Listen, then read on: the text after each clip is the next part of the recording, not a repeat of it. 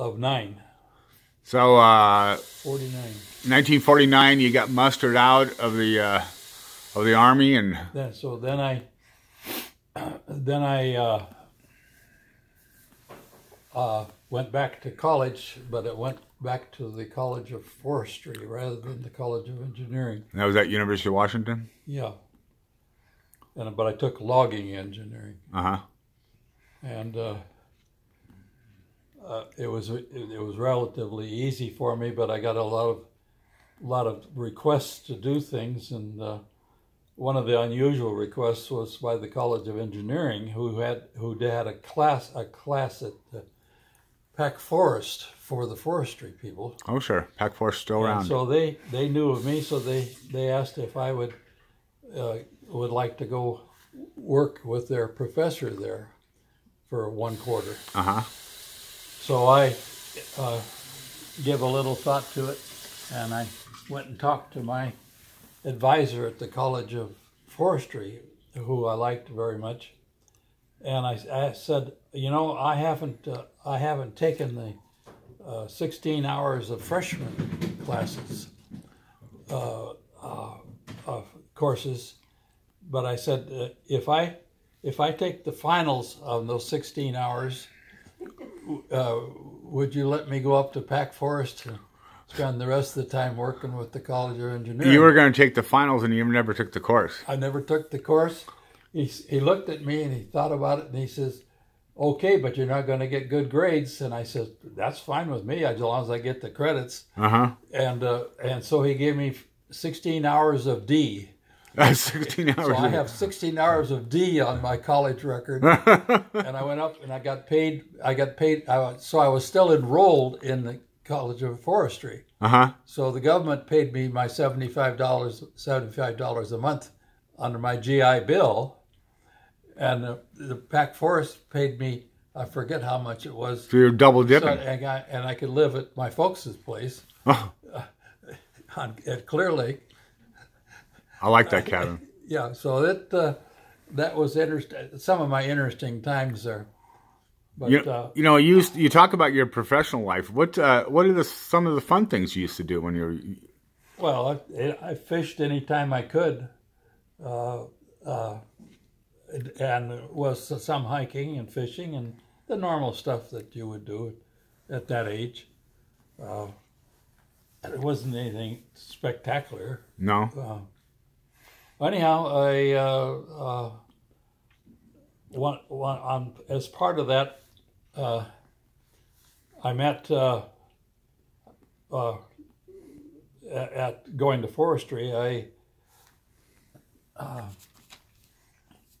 went to the basketball games. I turned out for basketball because I had played my freshman year at university under Heck Edmondson. That was back in the early 40s. 42 or 43? Yeah, no, that was about 45 or 46. Uh-huh. 45. No, 44 or 45. Anyhow, and so I turned out, and they had a coach there who only lasted a very limited time. He was a lousy coach. But anyhow, I didn't make the team, but I went to all the games. And I worked part-time at the Townhouse Tavern, Easter Lake and Denny in Seattle, and at the bar there. Uh-huh. But I was sitting at the bar just as a customer right after one of the games, and there were 2 ladies came in, sat down next to me, and then they started talking about the game, and so I put my 2 bits in and started talking to the nearest lady to me, which happened to be Jessie Ann, who became my wife later on. Oh, but that's how I met Jessie Ann. That's how you met Mom, huh? Was right, and then of course you were a bartender. I didn't know you weren't a bartender there. Oh yeah. Oh, you were the bartender. Oh yeah. Oh. Part time. Okay. Yeah. Then when I visited her, she lived on Mercer Island. And it turns out that a man named Driver had set up a new office for a company that was specialized in hydraulics. Well, back up. So when did you work for the Forest Service? So is that at Pack Forest? You worked for the Forest? No, I worked as a teacher for the students at Pack Forest. So when did you build? You told stories about going up there and building the lookout tower and stuff when you were young, and shooting and packing stuff up to look at the fire. Well, that was later on. Okay. But anyhow, in the course of having met her, I asked her out a few times and liked her, and so I saw her occasionally. She lived on Mercer Island, had 2 kids, and so one Christmas, or before Christmas, I said I'd like to take Richard up to Eatonville, and we'll get a Christmas tree, because you could get one right next to my property in Clear Lake. And she said, fine. And so I knew that driver saw her occasionally. He was married and had children. He lived on the other lake there. What's it? Lake Sammamish. So anyhow, I got there, and here was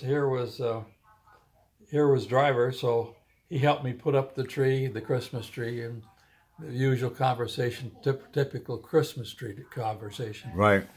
And then I left. And about late March, probably March or early April,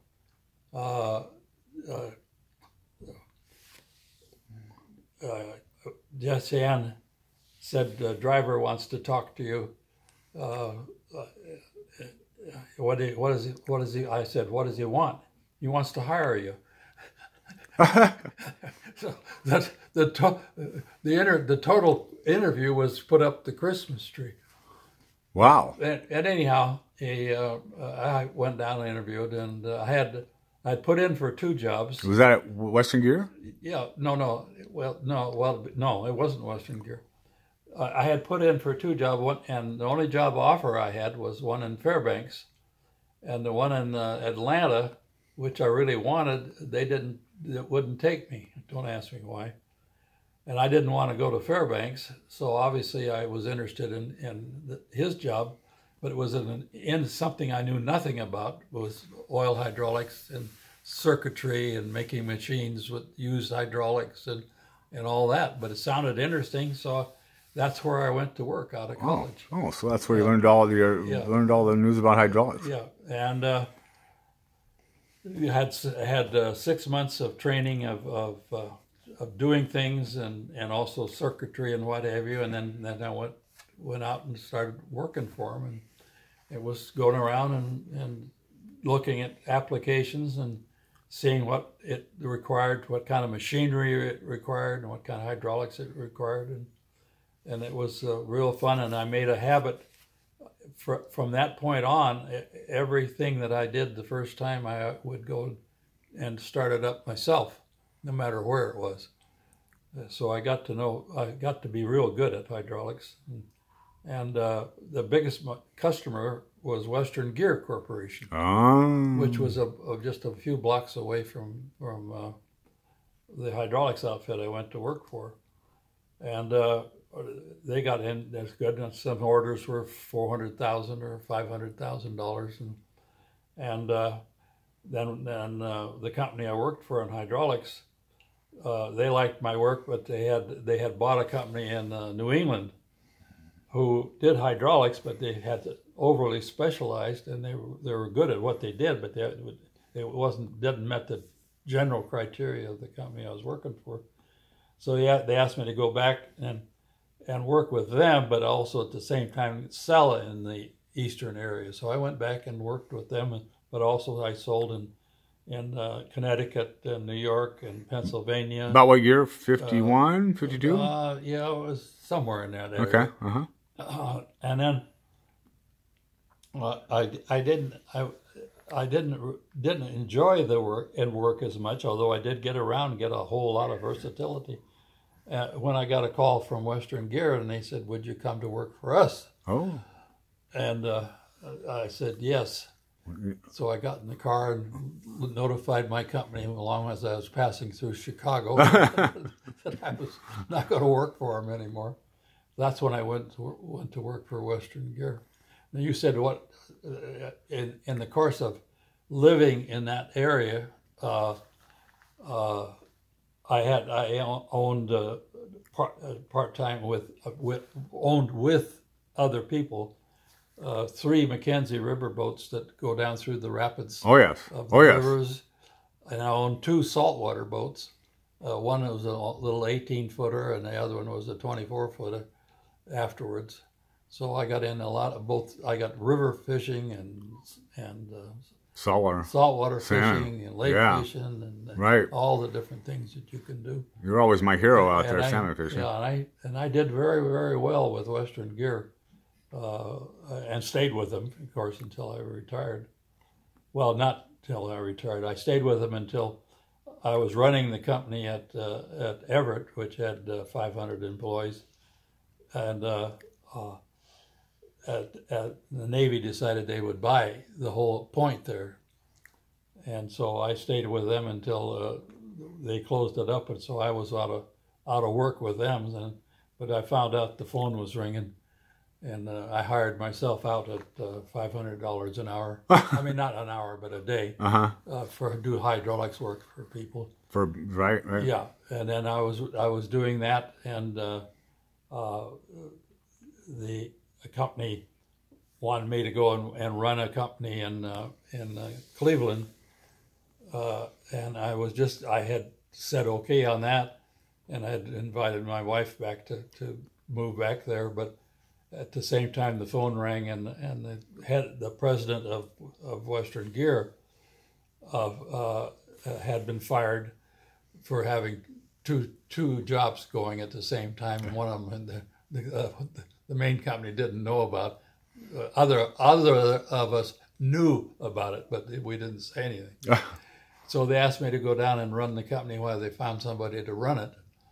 And so I got and off we went to Los Angeles for the second time. Yeah, you've taken some big leaps. Some of your stuff, though, you had some great accomplishments and fun times, though, back at Western Gear, or some of your Army stuff. Tell us some of the stuff you involved with the Space Needle. Well, the Space Needle was, the Space Needle. I was on my travels. I had a good customer in New Orleans, and the hotel and bar I stayed at was in New Orleans, and so I knew a little bit about that stuff. And they had a rotating restaurant there, a rotating bar, and so when they announced about the Space Needle going to have a rotating restaurant, I came back and says, "Hey, we got to get in on this. It's a rotating restaurant, and we do machinery, and it's rotating." And so we went to work and found out there was only one rotating restaurant had ever been built at that point, and that was in Hawaii. And I says, "Well, hell, we can get in on that." So anyhow, everybody went to work, including a very good salesman, Chuck Harshberger, and he got in to know the people, and I got assigned the task with we had an engineering group at Everett, a special engineering group. It was 9 of us or something like that, and so we designed up the stuff and put our bid in, and Harshberger had a real in on the thing, and so we were awarded all the operating machinery for the rotating restaurant. Yeah, and they just got to doing is replacing that this last year. Yeah, well, we got it, and it was interesting that it didn't work just right for the first year, and at that point I had been put up to run the engineering department at the heavy machinery division, and so I said, "Well, I'm going to try to figure out what's wrong with that thing." So, and Chuck Harshberger went to work on his end of it, so I went underneath that thing, and there was one place where if I didn't dive over something, I was going to get crushed. And yeah, you went up to the revolving restaurant while it was spinning then. Oh yeah, oh yeah. And then I got all kinds of.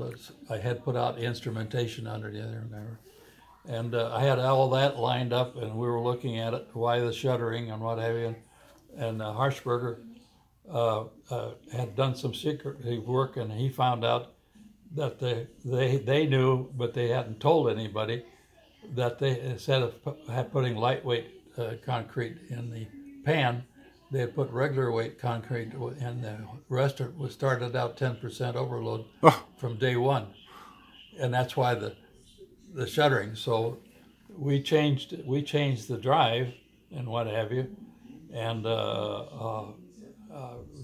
we made a few adjustments on the rest of it, but you couldn't do it a whole lot of it. But anyhow, that made it not shutter for the time up until just recently when they changed everything.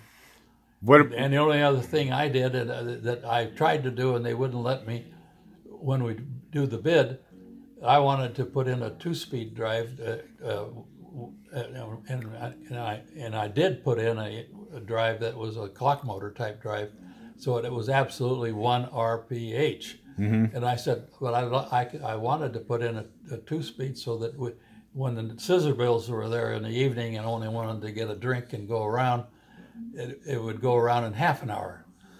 And they turned me down. More turns. More turns to get to get. They would have a drink. Right. But I got turned down. One of my first turn downs. And then you also had involvement with amphibious ships at one time. Well, our major business was with amphibious ships. Our company did all of the U.S. military mine laying ships and the secret routes that cable was laid into that could monitor all the oceans of the world. What about now? You did something with that was a transatlantic pipeline, or the hydraulic lay pipeline along the. We laid one pipeline on the Atlantic. Yeah. And did you have? We put the equipment aboard the ship. A number of ships that did that. And oil. Now you had a lot of stuff to do with the oil rigs and stuff. Yeah, the oil in the. Because I've seen it in your brochures, you had got oil rigs and oil drilling rigs. Well, we did major machinery on all those. So the major machinery was the Hughes Glomar Explorer, right? Which wasn't oil, but we said we were going to pick up manganese nodules, which were available on the ocean floor. But it really was the Russian sub. It was a Russian sub, and I got they had already, when I found out they were doing something on it, I was visiting Hughes Glomar, not Hughes Glomar, but Global Marine, and I was in their office. I was getting some data to see some stuff if I wanted to design, and the guy that was there was the assistant chief engineer, and he had become a friend of me for other work, and he had a big hydraulic circuit on the wall, which was probably the circuit was as big as half of that wall. And I had been looking at it as I talked to him, and when we got all through talking with him, I said, "What's that up there?" And he didn't explain it. He just said, "That's some heavy machinery that we're going to be hydraulically powered and driven and everything, and there's a lot of machinery on it." And I said, "Is that's the hydraulics you're going to use?" And he says, "Yeah." I said, "It won't work." Just like that. He looked at me strange, but he knew me. And I said, he says, I'm going to send somebody up to see you next week. So he came up, and I explained to him why it wouldn't work. And so the next week they sent up 4 people. and to make it short, it turned out they'd already let the order for that particular hydraulics to your competitor. A company in Philadelphia. And they canceled that order and turned the order over to me, and I gave them a price. And I hadn't told anybody. about this in Western Gear yet. That you landed a contract you didn't even know you were going after. Yeah, then I told him what we had done, and from that we were able to get everything else that was all the up and down motions and all the stuff to grab a hold and everything. It was multi-millions of dollars. One contract escalated into 10 or more contracts. Yeah, and everything theoretically went through Hughes Glomar Explorer for the above stuff and Westinghouse for the stuff on the grabbing stuff down below. So that was probably the more interesting thing I ever did. You told me, you said the one time, I think there was some amphibious ships that they were shipping, and then it came off the boat, and you ended up billing them twice. What was that? You were shipping some amphibious ships out of Everett, and they ended up being beached, or maybe not. So. Well, there was an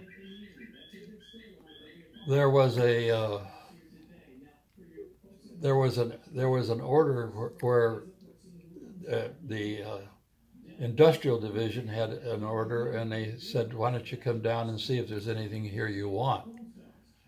And so I went down to San Francisco, and I looked at it, and then I said, "Let's do the whole thing." And it was a telescope, not telescopes, the space scopes. And so we ended up getting both of one was in Chile, and the other one was in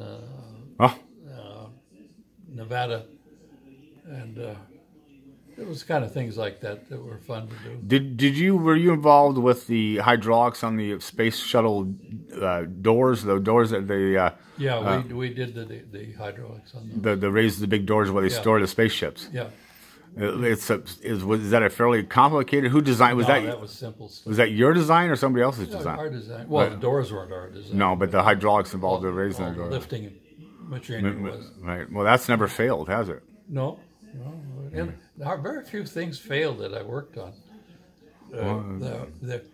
My best customer was at one time was in of all places the Aberdeen Hoquiam area, and I had done 3 different hydraulics for them, and they called me up and said it wouldn't work, and so I went down there and I took a look at it and did a simple thing, and then I asked them to do one thing for me, which they did, and they pushed the button and everything worked fine.